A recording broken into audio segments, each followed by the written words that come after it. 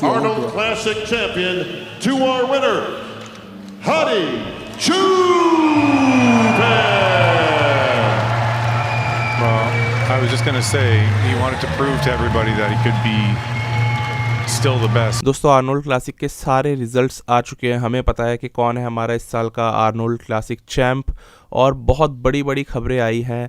Actually में आज का शो बहुत ही फैंटेस्टिक नोट के साथ में ख़त्म हुआ है। बहुत ही एक्साइटिंग शो था, बहुत ही मज़ेदार शो था। तारीफ़ बाद में करूँगा, पहले गिनवाता हूँ चीज़ें क्या क्या थी। देखो सबसे पहले तो स्टार्टिंग करते हैं हमारे आर्नोल्ड क्लासिक चैम्पियन जो इस साल के बने 2024 के, वो थे हार्डी शूपन।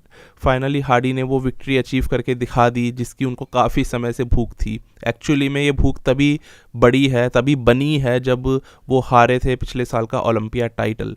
तो हार्डी ने यहाँ पर इस वाले शो को जीता, साथ ही साथ जीता 300 के का प्राइज़ मनी जो काफ़ी ज़्यादा बढ़ गया है। पहले आर्नोल्ड में 200 के मिलता था, अब 300 के मिलता है। और यहाँ पर एक हो गई बहुत ही बड़ी अनाउंसमेंट जब आर्नोल्ड श्वार्ज़नेगर हार्डी को ट्रॉफ़ी दे रहे थे। किसी ने नहीं सोचा था एकदम से वो एकदम ऐसा एक ब्लास्ट कर देंगे अनाउंसमेंट से।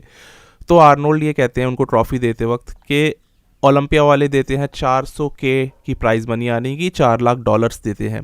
आर्नोल्ड में मिलते हैं $3 लाख। लेकिन 2025 में यानी अगले साल हम सीधा आर्नोल्ड में देने जा रहे हैं $5 लाख यानी $500 की प्राइज़ मनी। और ये आज तक किसी भी बॉडी बिल्डिंग शो में मिलने वाले प्राइज़ मनी से ऊपर की प्राइज़ मनी कहलाई जाएगी। इतना ज़्यादा प्राइज़ आज तक कभी नहीं दिया। और एक्चुअली में मैं जो अभी बात कह रहा था 2 दिन पहले आज से कि आर्नोल्ड वाले बहुत सारी चीज़ें अच्छे कर रहे हैं। आर्नोल्ड के प्रमोटर्स फ्री में वो लाइव स्ट्रीमिंग दे रहे हैं जो ओलंपिया वाले पैसे लेकर के भी नहीं दे पाते। इतनी अच्छी क्वालिटी रहती है, सब चीज़ें एकदम बढ़िया रहती है। प्राइज़ मनी ये लोग एथलीट्स को आज इतना दे रहे हैं 300 के, अगले साल ओलंपिया से ज़्यादा बढ़ा करके देने वाले हैं। तो सोच लो ओलंपिया वालों का फिर एक कितना बड़ा चैलेंज रहने वाला है कि हम कम प्राइज़ मनी दे रहे हैं मिस्टर ओलंपिया होकर के, दूसरे शोज़ आर्नोल्ड क्लासिक जैसे हमसे ऊपर जा रहे हैं, तो उनको भी अपनी प्राइज़ मनी बढ़ानी पड़ेगी। हार्डी ने तो उसी वक्त बोल दिया, हार्डी और हैनी ने दोनों एक साथ स्टेज पे थे, इमोशनल मोमेंट था तब बहुत ज़्यादा। उन्होंने कहा मैं तो आ रहा हूँ अगले साल। तो हार्डी शूपन ने पहले ही अनाउंसमेंट कर दिया, एक एक्साइटमेंट में कहते हैं ना, और एक मजाकिया तौर पे भी कई बार होता है, बट सही में पैसा एक ऐसी चीज़ है जो कि किसी भी मजाक को सीरियस कर सकता है। तो उन्होंने बोल तो दिया है कि मैं अगले साल आऊँगा, इतना ज़्यादा प्राइज़ मनी मिलेगा तो ओलंपिया में क्यों ही खेलना, आर्नोल्ड क्लासिक में खेलेंगे।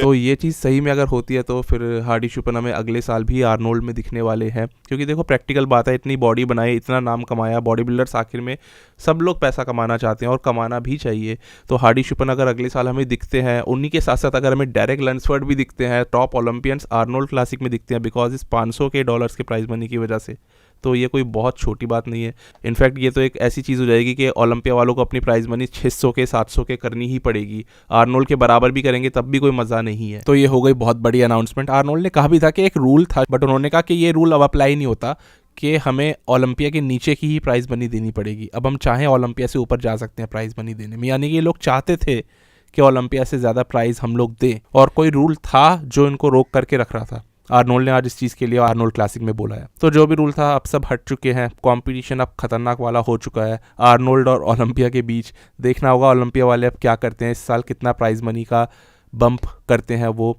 अपने इस कॉन्टेस्ट में। और यहाँ पर हार्डी शूपन आज शो को जीत गए, लेकिन एक जो एक्साइटमेंट थी ना पूरे दिन शो के अंदर, आप पूरा शो देखो आपको पता लगेगा कि एक ना वो बच्चे वाली एक्साइटमेंट थी उनके अंदर में। जैसे एक बच्चा होता है ना, एक बेबी होता है, वो कितना खुश रहता है पूरे दिन, एक चैम्पियन की तरह ना वो हर जगह पर क्राउड को पंप अप कर रहे थे, एथलीट्स को कॉन्ग्रेचुलेट कर रहे थे, खुश बहुत ज़्यादा हो रहे थे। आर्नोल्ड श्वार्ज़नेगर के साथ में भी बहुत ही अलग तरीके की कन्वर्सेशन थी, काफ़ी फ़नी सी वो हो गई थी क्योंकि हार्डी उतना समझते नहीं है और आर्नोल्ड को भी कहीं समझ में आएगी ईरानियन लैंग्वेज यानी कि पर्शियन लैंग्वेज, तो किसी को भी हमें पता नहीं है। तो वो बहुत ही अलग टाइप की एक तालमेल बन नहीं रहा था, लेकिन उसी में एक मज़ा आ रहा था। और आर्नोल्ड हमेशा ट्रॉल करते ही हैं हैनी को, हार्डी को, कुछ उन्होंने ऐसा बोला, बट हार्डी एक्चुअली में पूरे टाइम बहुत ही ज़्यादा एक्साइटेड थे, बिल्कुल बच्चे की तरह से। और ये एक्साइटमेंट बहुत टाइम से हमने तो नहीं देखी एथलीट्स में। हार्डी ने जो पिछले साल करा था डेरेक के साथ में, स्टेज से चले गए थे, वो पसंद नहीं आया ना खुद हार्डी को ना किसी को। तो उन्होंने आई थिंक अपना वो एक एटीट्यूड बदल लिया कि हारे चाहे जीते फ़र्क नहीं पड़ता, लेकिन वो खुश होकर के स्टेज पे ज़रूर दिखते रहे पूरे समय। और ये हम एक्सपेक्ट करते हैं, ये करना चाहिए एथलीट्स को अगर आपको फ़ैन फेवरेट होना है तो। एक्चुअली में हार्डी शूपन वापस से फ़ैन फेवरेट है। हार्डी के जीत से पहले ही यहाँ पर कह दिया गया था कि ये इससे ज़्यादा और कुछ नहीं कर सकते। जो आज पैकेज उन्होंने दिखाया बिल्कुल कंसिस्टेंट, बिल्कुल बेस्ट पैकेज था और इससे ज़्यादा कुछ कर ही नहीं सकते थे। अगर वो हार जाते तो इसमें उनकी कोई गलती नहीं होती, वो जीत गए, बिल्कुल उनको जीतना बनता था। यहाँ पर सेकंड प्लेसिंग की बात करता हूँ, सैमसन दादा को सेकंड प्लेस मिला और सैमसन वेल डिज़र्व्ड थे सेकंड प्लेस कंटेंडर के रूप में और बहुत लोगों को फर्स्ट का भी लग रहा था, बट एक्चुअली में हार्डी काफ़ी ज़्यादा ड्राई हार्ड मस्कुलर थे। मैं आपको बता दूं दोस्तों, थर्ड प्लेसिंग यहाँ पर राफेल ब्रांडेव लेकर के जाते हैं एज एक्सपेक्टेड। फोर्थ प्लेसिंग यहाँ पर जोनाथन डेलारोसा यानी जॉन डेलारोसा को मिली। फिफ्थ प्लेसिंग देने के लिए यहाँ पर निक वॉकर आए और क्या लग रहे थे, कितने बड़े लग रहे थे वो इस अवार्ड को देने के लिए आए और उन्होंने मेडल पहनाया जेम्स हॉलिंगसेट को, तो फिफ्थ प्लेस जेम्स को जाता है। सिक्स्थ प्लेस पर अकीम विलियम्स गए और थोड़ी सी यहाँ पर ऐसी चीज़ें हुई कि बिलीव नहीं हुआ अकीम विलियम्स कैसे चले गए, क्योंकि अकीम की कल से आज में ड्रास्टिकली इंप्रूव्ड कंडीशनिंग थी, अकीम के लेग्स फट रहे थे और इवन उनका कंपैरिजन टॉप 4 एथलीट्स के बीच में करवाया गया। आप समझ के देखो ना, हार्डी, सैमसन, राफेल के साथ में अकीम का कंपैरिजन आज करवाया गया था, तो कुछ तो समझा होगा जजेस ने। कई सारे लोगों को लग रहा था कि फोर्थ नहीं तो फिफ्थ प्लेसिंग अकीम की होगी, बट उनको सिक्स्थ पे डाल दिया, तो बहुत सारे लोगों को वो एक कंपैरिजन का फिर मतलब समझ नहीं आया कि क्यों इनको रखा था टॉप एथलीट्स के बीच में, अगर उनसे ऊपर जॉन डेलारोसा और जेम्स को देना था। तो ठीक है, स्कोरिंग अभी बाद में आएगी, पूरी एक मैं डिटेल में वीडियो बाद में बनाऊंगा, अभी मैं सिर्फ प्लेसिंग्स अनाउंस कर रहा हूँ। तो ये तो हो गई दोस्तों मेंस ओपन की प्लेसिंग, लेकिन इसके बाद अभी 3 और कैटेगरीज बची है। आज मैं तीनों की आपको प्लेसिंग्स बताऊंगा और यहाँ पर मैं आपको बताता हूँ, स्टार्टिंग करता हूँ मेंस फिजिक के साथ में। तो मेंस फिजिक में छठा नंबर मिला इमैनुअल हंटर को, जो लग रहा था कि उन्हीं को शायद जा सकता है। पाँचवीं प्लेसिंग कॉरे मॉरिस जीतते हैं। चौथी प्लेसिंग कायरन होल्डन को मिली। ऑब्वियसली मेरे को वैसे लग रहा था कि कायरन को ये लोग थर्ड प्लेस देंगे, बट चौथी प्लेसिंग इन्होंने कायरन को दी। तीसरा प्लेस इन्होंने दिया विटोर चेविस को और दूसरे नंबर पर आते हैं विनीसियस, जो एक बिल्कुल ही नए मेंस फिजिक एथलीट है। तो आप समझ सकते हो फर्स्ट प्लेसिंग किसको दी होगी, डियोगो मोंटेनीग्रो। तो एज एक्सपेक्टेड वो जीत गए, लग ही रहा था कि उनको जजेस प्रायोरिटी दे ही रहे हैं, जिताएंगे। खैर अब तो जो हो गया सो हो गया, लेकिन मैं कल थोड़ा सा ज़्यादा वो था, इस चीज़ पे ज़्यादा मैं क्रिटिसाइज़ कर रहा था, बिकॉज मुझे उनकी फिजिक उस लेवल की नहीं लगती। बट ठीक है, अब जो रिजल्ट्स आ गए उस पर हम बार बार नहीं कर सकते, कुछ भी कह नहीं सकते, सबकी अपनी अपनी एक चॉइस है। और अब फाइनली कॉन्ग्रेचुलेट करने का टाइम है, तो कॉन्ग्रेचुलेशंस डियोगो को भी। और यहाँ पर सबसे बड़ी बात ये है कि वो एक इतने इमोशनल पर्सन है, जैसे ही वो जीते ना और आर्नोल्ड उनको ट्रॉफी पकड़ाने आए तो वो तो उनसे ही चिपक गए, मतलब एकदम गले लग गए और बिल्कुल बच्चों की तरह रोने लग गए। तो आर्नोल्ड को भी बिलीव नहीं हुए क्या हो रहा है। बड़ी फनी सिचुएशन थी, हालांकि था वो इमोशनल मोमेंट और सब लोग इमोशनल हो गए डियोगो के लिए। एक्चुअली में वो बहुत ही ज़्यादा ऐसा लग रहा था कि बिलीव ही नहीं कर पा रहे हैं कि इस ट्रॉफी को वो जीत भी सकते हैं। तो बहुत ही कमाल का मोमेंट था। तो एक्चुअली में आर्नोल्ड में डियोगो का एक इमोशनल मोमेंट हमने देखा, हार्डी शूपन का एक बहुत इमोशनल मोमेंट हमने देखा। हेनरी रम्बॉट के भी आंखों में आंसू थे जब हार्डी अपनी बात बता रहे थे कि कितने महीनों से वो अपनी फैमिली से बिछड़े हुए हैं, 3-4 महीने हो गए इस शो की प्रेप करते करते। तो एक्चुअली में वो सारी चीज़ें हमें कभी पता ही नहीं होती, ना हमें एहसास होता, लेकिन एक एथलीट को पता है वो क्या सेक्रीफाइस कर रहा है। तो इमोशनल था ये आर्नोल्ड क्लासिक और एक तरह से फ़नी भी था, क्योंकि फ़न भी एक इमोशन है। यहाँ पर आर्नोल्ड हैरान हो गए इस बार मेंस फिजिक एथलीट्स के लेग्स देख करके। वो कह रहे हैं ये अचानक से हुआ क्या, पिछले साल तो आप सारे लोग थे नॉर्मल अपने बोट शॉट्स में, इस बार आपके लेग्स इतने सबके ही आ गए एक साथ, ये आप लोगों ने सब ने क्या किया है और इतने अच्छे कैफ्स कैसे हो गए। Everyone had big thighs, even though hidden in behind the shorts, but everyone had big thighs and big calves. What happened there all of a sudden? Did you guys start training your thighs and calves more or what? तो इन सब बातों से ये मालूम पड़ रहा था कि आर्नोल्ड को ये शायद इस चीज़ का नहीं पता कि जो पिछले साल मेंस फिजिक के स्टैंडर्ड्स बदले हैं और जो शॉर्ट बोर्ड शॉर्ट्स पहनने के लिए बोला गया है, शॉर्ट ट्रंक्स, उस वजह से अब लेग्स इन सबके दिखने लग गए, कैफ्स भी इन सबके दिखने लग गए और वो टाइट भी हुए हैं, वो शॉर्ट भी हुए हैं, तो इस वजह से लेग्स बहुत बड़े दिखने लग गए हैं। तो लेग्स इन सबके थे, बट आर्नोल्ड को मेंस फिजिक डिवीजन कभी भी उतनी अट्रैक्टिव नहीं लगती थी। वो हमेशा कहते भी थे कि आप लोग लेग्स क्यों नहीं बनाते हो, आप लोग क्लासिक में आ जाओ। एक बार उन्होंने वाली बात बोली भी थी आंड्रे फर्ग्यूसन से। तो अब उन्होंने जब लेग्स देखे ना इस साल, वो हो गए हैरान। इसीलिए वो सबसे हैरानी से पूछ रहे हैं कि क्या तुम सबने एक साथ लेग्स ट्रेन करने शुरू कर दिए, इससे पहले तो कोई नहीं करता था।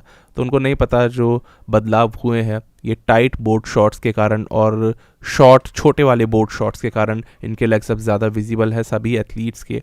यहाँ पर ये सब चीज़ें तो ऑन स्टेज चल रही थी, लेकिन ऑफ स्टेज फिल हीथ ने भी एक वीडियो डाली जिसमें कि वो फ्लेक्स कर रहे हैं अपने बाइसेप को और फिर मिलने के लिए जा रहे हैं काई ग्रीन से जो ऑडियंस में बैठे हुए हैं, और ये लिखते हैं कि मेरे सबसे बड़े राइवल आज तक के यही रहे हैं।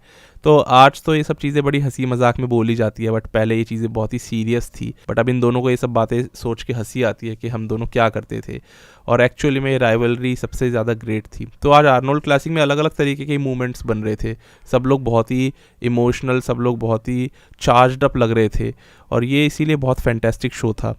चलो ये तो बात हो गई ऑफ स्टेज की, अब वापस से हम स्टेज पर आते हैं और एक बहुत ही इनक्रेडिबल चीज़ की बात करते हैं जो हुई हम हिंदुस्तानियों के लिए एक बहुत बड़ा मूवमेंट। सन 1991 में एक 4 साल के बच्चे को बहुत तेज़ फीवर हो जाता है। जब वो हॉस्पिटल में जाकर के उसे चेक करवाता है तो मालूम पड़ता है कि उसे पोलियो है, जिसकी वजह से अब वो कभी वापस चल नहीं सकता।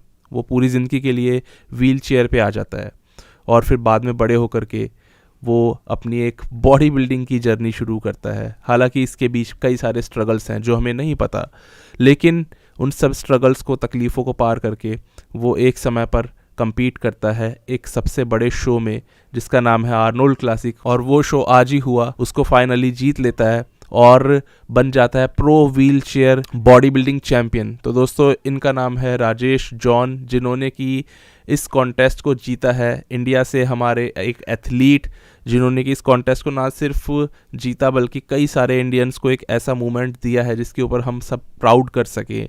अपने इंडिया से आज तक कोई भी इंसान इतना बड़ा कॉन्टेस्ट जीत करके नहीं दिखा पाया, बट इन्होंने आर्नोल्ड क्लासिक को जीत करके दिखाया है। तो बहुत बड़ी अचीवमेंट है इनके लिए और हम सब के लिए।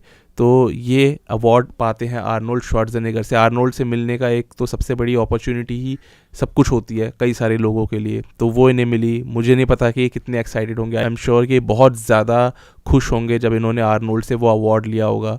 कोई बिलीव नहीं कर पाता उस वाले मोमेंट पे, और फिर उन्होंने फ्लेक्स किया, अपनी मसल्स दिखाई और इस अवार्ड को इन्होंने जीत लिया है। मैं कह सकता हूँ ये ओलंपिया लेवल की चीज़ें, उससे भी ऊपर की चीज़ें हुई हैं आज के आर्नोल्ड में।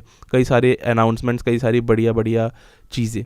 इसके बाद अगर बात करता हूँ, एक कमबैक हुआ, आप लोग शायद इंटरेस्टेड ना हो लेकिन मैं बहुत ज़्यादा रहता हूँ, वो है बिकिनी डिवीज़न में एंजेलिका टिएक्शेरा का कमबैक। एक बहुत बड़ी लेजेंड, इन्होंने टाइटल्स जीते हुए हैं, 2 टाइम ये मिस बिकिनी रह चुकी हैं पास्ट में। अब करीबन 4 से 5 साल से ये ऑफ थी, यानी कि compete नहीं कर पा रही थी क्योंकि इन्होंने अपनी पर्सनल लाइफ को आगे बढ़ाया। ये 2 बहुत ही क्यूट किड्स की मॉम है, और उसके बाद में इन्होंने फाइनली ये डिसीजन लिया कि वापस से compete करेंगी 4 से 5 साल बाद। ठीक जेरेमी बुंडिया की तरह से आप लगा लो, एक कमबैक इन्होंने करा। मुझे लग रहा था शायद इनको अच्छी प्लेसिंग ना दे, बट इनको 4थी प्लेसिंग दी है आर्नोल्ड के जजेस ने। एंजेलिका एक वो शख्स है जिन्होंने कि इस डिवीज़न को एक तरह से सबसे ज़्यादा पहचान दिया। जैसे जेरेमी बुंडिया ने अपनी फिजिक को अपनी डिवीज़न को दी, इसी तरह एंजेलिका ने इस वाली डिवीज़न को ये पहचान दी है।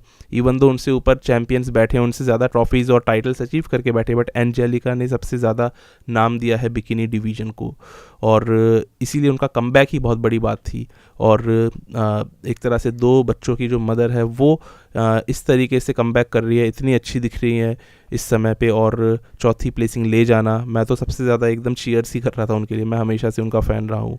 यहाँ पर जो इस कंपटीशन को जीतता है वो जीतती हैं लॉरी चैपेडोस, जो ऑब्वियस सी बात है, लॉरी की एक बहुत ही अलग टाइप की फिजिक है, बहुत ही लंबी हाइट वाली एथलीट हैं ये, और काफ़ी स्मॉल इनकी वेस्ट है, बहुत ही इमोशनल ये भी थी। अब 3 टाइम आर्नोल्ड क्लासिक चैंपियन बन चुकी है, ये लगातार ही जीतती जा रही है। लॉरी का एक अलग ही रिकॉर्ड चल रहा है प्रोफेशनल लाइफ में।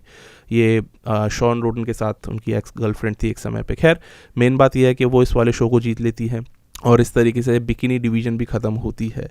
इसके बाद में एक बहुत ही तगड़ा अवार्ड मिलता है हमारे पुराने मिस्टर ओलंपिया चैम्पियन जे कटलर को। जे कटलर को फाइनली वो मिला जिसके वो बहुत टाइम से एक हकदार थे, यानी कि life time achievement award. Arnold की एक प्रथा है कि सारे एथलीट्स को लाइफ टाइम अचीवमेंट अवार्ड देते हैं, चाहे वो WWE से क्यों ना आए हो, लेकिन एक बहुत बड़ी बात होती है इस अवार्ड को देना, और जे कटलर एक्चुअली में डिज़र्व करते हैं। कई लोग ये मानते हैं कि कटलर ने इंडस्ट्री के लिए वो किया है जो आज के एथलीट्स देख करके आ रहे हैं इस डिवीज़न में, इस इंडस्ट्री में, और सिर्फ उनको फॉलो करके आ रहे हैं। उन्होंने वो छाप छोड़ी है, उन्होंने वो ब्लूप्रिंट्स छोड़े हैं जिसको कि देख करके लोग चलते हैं उन रास्तों पे और जे कटलर बनने का ख्वाब देखते हैं। जे कटलर ने बोला कि मैंने खुद पंपिंग आयरन देख करके आर्नोल्ड जैसा बनने का, और उसके बाद टर्मिनेटर मूवी देख करके आर्नोल्ड जैसा बनने का ख्वाब देखा था। 1 महीने के अंदर अंदर जिम ज्वाइन कर लिया था टर्मिनेटर 2 देखने के बाद। तो कटलर की स्पीच बहुत अच्छी है, अगर आपको मिले, वैसे यूट्यूब पे कई लोगों ने डाल दी होगी तो वो सुनना। जे कटलर ने ये एडमिट करा कि सबसे बड़े आइडल मेरे बॉडी बिल्डिंग में जिनको मैं सब कुछ मानता हूँ वो है सिर्फ और सिर्फ रॉनी कोलमैन। ये बहुत ही बड़ा कॉम्प्लीमेंट है एक फेलो कंपैटिटर को देना। आमतौर पे लोग अपने फेलो कंपैटिटर को अपना आइडल कभी नहीं बोलते।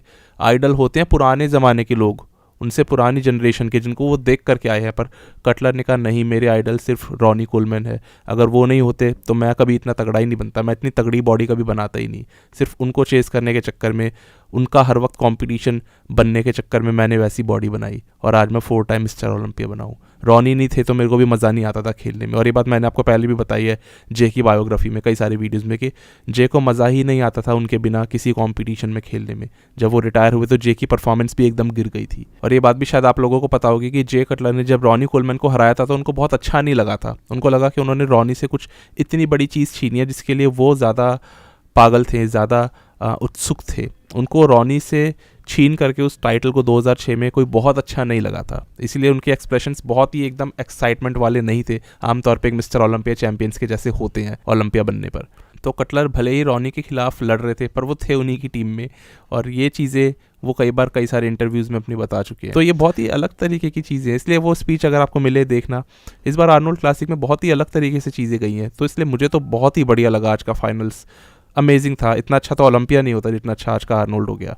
इसके अलावा भी अभी बात रुकी नहीं है, यहाँ पर अगली जो चीज़ आती है वो आते हैं अवार्ड्स के ऊपर में। यहाँ पर मोस्ट मस्कुलर अवार्ड मिला हार्डी शूपन को, और उनको मिलना ही चाहिए था। $10,000 का प्राइज़ मैंने मिला। हार्डी तो उसको भी बहुत उछल के ले रहे थे, मानो उनको आर्नोल्ड क्लासिक की ट्रॉफी ही मिल गई हो। हालांकि तब तक अनाउंसमेंट नहीं हुआ था, लेकिन वो उसमें भी बहुत ज़्यादा खुश थे। बहुत अच्छी बात है। बेस्ट पोजर का अवार्ड इसके अंदर लेकर के जाते हैं सैमसन दौदा, $10,000 का प्राइज़ मनी उनको भी मिलता है। तो ये एड कॉर्नी बेस्ट पोजर अवार्ड के नाम से अवार्ड हमेशा हर साल दिया जाता है किसी एक पोजर को। तो सैमसन ने ये वाला अवार्ड जीता। हार्डी शूपन ने फ्रैंको कोलंबो का मोस्ट मस्कुलर अवार्ड जीता। आर्नोल्ड ने इस अवार्ड का नाम Franco Colombo most muscular award रखा हुआ है जब से फ्रैंको की डेथ हुई 2019 से। तो 5 साल हो गए फ्रैंको को भी गुजरे हुए। इतनी सारी चीज़ें हुई दोस्तों आज के आर्नोल्ड क्लासिक के अंदर, और पूरी की पूरी जो एक मेंस बॉडी बिल्डिंग की जो खोल करके पूरी हम एक एनालिसिस करते हैं वो मैं बाद में रखूँगा आपके सामने कि आज में क्या हुआ। लेकिन आज ये वाली वीडियो जो है पूरी की पूरी अनाउंसमेंट्स के ऊपर थी। मैं नहीं मानता कि इससे ज़्यादा तगड़ा कुछ हमने देखा है पिछले 5-7 सालों में। इतनी सारी चीज़ें एक साथ होना, आर्नोल्ड क्लासिक का $500 की प्राइज़ मनी पे पहुंच जाना बहुत ज़्यादा बड़ी बात है। तो ये चीज़ें हमें एक्साइट करती हैं। ऐसी ही चीज़ें होते रहे हर साल तो फिर क्या ही बात है। लेकिन जो इस साल हुआ, मैं सही में ओलंपिया में एक्सपेक्ट कर रहा था इस तरीके की चीज़ें होना जो यहाँ पर हुई हैं, जो कमबैक्स यहाँ पर हुए हैं, और जिस तरीके से सही लोगों को यहाँ पर अवार्ड दिया गया, हार्डी शूपन जैसों को। यहाँ पर दोस्तों इतना ही था। अब मैं आपसे अगली वीडियो में मिलता हूँ, और जो भी चीज़ें होंगी आपसे अगली वीडियो में हम बात करेंगे। बस अभी के लिए इतना ही। तब तक के लिए स्टे ट्यून्ड, गुड बाय, शुक्रिया।